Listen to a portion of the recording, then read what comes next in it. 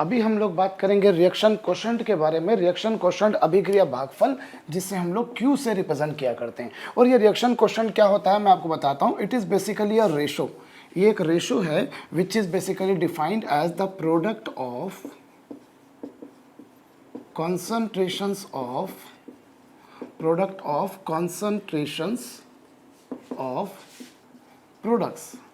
Numerator में आपने product के कॉन्सेंट्रेशन का रेशो लिया, न्यूमरेटर में आपने प्रोडक्ट के कॉन्सेंट्रेशन लिए, उनका प्रोडक्ट किया, ठीक है। एंड डिनोमिनेटर में we are writing product of concentration of reactants. Okay, numerator में हम प्रोडक्ट के कॉन्सेंट्रेशन का रेशो ले रहे हैं और का प्रोडक्ट ले रहे हैं, और डिनोमिनेटर में हम रिएक्टेंट्स के कॉन्सेंट्रेशन का प्रोडक्ट ले रहे हैं। फॉर एग्जांपल जैसे हम रिएक्शन लेते हैं बड़ी कॉमन सी, A and B are reacting together. A and B react करते हैं एक दूसरे के साथ और CO बनाते हैं, ठीक है। अब इस रिएक्शन में देखा जाए तो ए और बी रिएक्टेंट्स हैं और CO प्रोडक्ट है। तो रिएक्शन क्वेश्चन जिसे हम Q से लिखा करते हैं वो क्या होगा? In numerator we shall write the concentration of products. Numerator में मैं प्रोडक्ट का कॉन्सेंट्रेशन लिखूंगा CO का, ओके। और डिनोमिनेटर में हम कॉन्सेंट्रेशन लिखेंगे ए और बी के।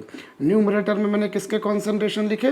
न्यूमरेटर में हमने प्रोडक्ट्स के कॉन्सेंट्रेशन लिखे, अर्थात कि CO के कॉन्सेंट्रेशन लिखे, और डिनोमिनेटर में रिएक्टेंट्स यानी ए और बी के कॉन्सेंट्रेशन लिखे, और उनके हम चढ़ाते हैं स्टाइकियोमेट्रिक कोफिशिएंट पावर। ये देखिए CO थे, यहाँ ए और बी थे, तो ये हो गया। सो ये बेसिकली अपने आप में एक रेशो है। It is basically the ratio of the product of concentration of products and those of the reactants.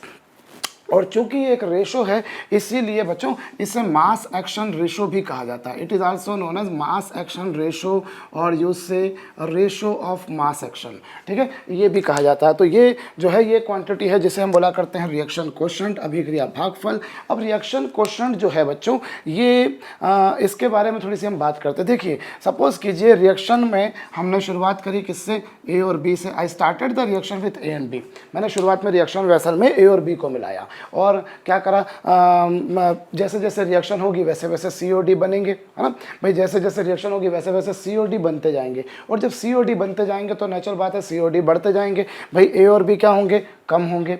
जब रिएक्शन होगी तो ए और बी कंज्यूम होंगे, और जब ए और बी कंज्यूम होंगे तो ए और बी के अमाउंट में कमी आएगी, मतलब डिनोमिनेटर कम होगा, है ना, डिनोमिनेटर कम होगा। और जैसे जैसे टाइम आगे बढ़ेगा वैसे वैसे CO बनेंगे, है ना। CO बनते जाएंगे, CO जो है वो बनते जाएंगे, मतलब वो बढ़ते जाएंगे, मतलब न्यूमरेटर बढ़ेगा।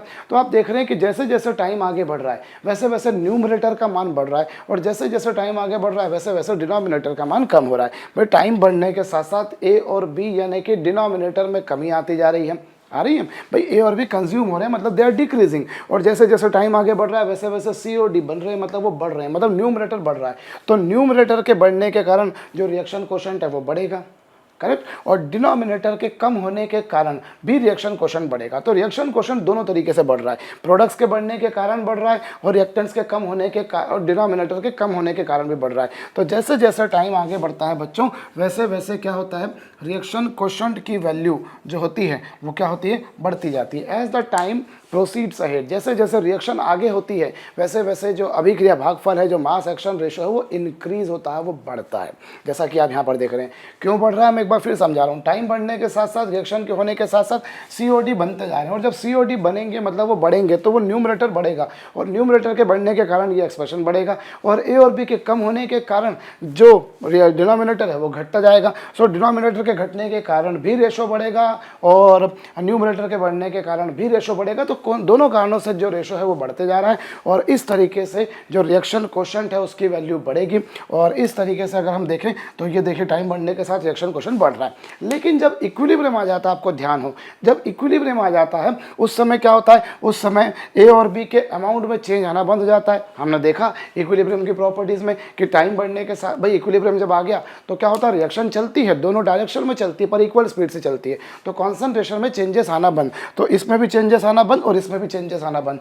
जो एक बार हो गए वो हो गए। हम ये नहीं कह रहे कि प्रोडक्ट ज़्यादा है कि रिएक्टेंट ज़्यादा है कि दोनों इक्वल है, कुछ भी हो सकता है। लेकिन एक बात कन्फर्म है कि after attaining equilibrium there is no change in concentration of reactants and those of products. So ना तो ये चेंज होगा ना ये चेंज होगा, मतलब this ratio will become a constant quantity.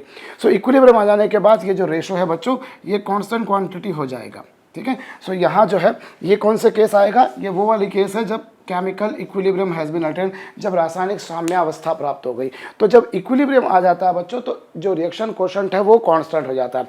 तो हमने क्या देखा कि जैसे जैसे समय आगे बढ़ता है या जैसे जैसे कोई रिवर्सिबल रिएक्शन आगे संपन्न होती है, वैसे वैसे रिएक्शन कोशेंट की वैल्यू बढ़ती है, रिएक्शन कोशेंट की वैल्यू बढ़ती है और इक्विलिब्रियम आ जाने के बाद उसकी वैल्यू कांस्टेंट हो जाती है, एक बात। और दूसरी बात मैं यहाँ पर आपको लगे हाथ और बता देता हूँ कि जो रिएक्शन कोशेंट है, अगर मान लीजिए शुरुआत में सिर्फ और सिर्फ, अगर मान लीजिए कभी कोई वैसल ऐसा है जिसमें सिर्फ और सिर्फ ए और बी है ना, ए और बी है और सी और डी नहीं है, अगर केवल और केवल ए और बी है और सी और डी नहीं है, तो उसका मतलब क्या होगा, रिएक्शन कोशेंट की वैल्यू कितनी हो जाएगी, 0। भाई अगर सी और डी नहीं है तो प्रोडक्ट नहीं होगा, और जब प्रोडक्ट नहीं होगा तो प्रोडक्ट, ये जो न्यूमरेटर है वो 0 होगा, और न्यूमरेटर 0 होने पर क्यू की वैल्यू कितनी, 0 होगी। So if only reactants are available in the reaction vessel, अगर रिएक्शन वेसल में, अभिक्रिया पात्र में सिर्फ और सिर्फ रिएक्टेंट्स हैं और कुछ भी नहीं है, only A and B are present, then we'll say that reaction quotient is equals to 0। और यदि मान लीजिए कभी कभी किसी रिएक्शन में केवल C और D हैं,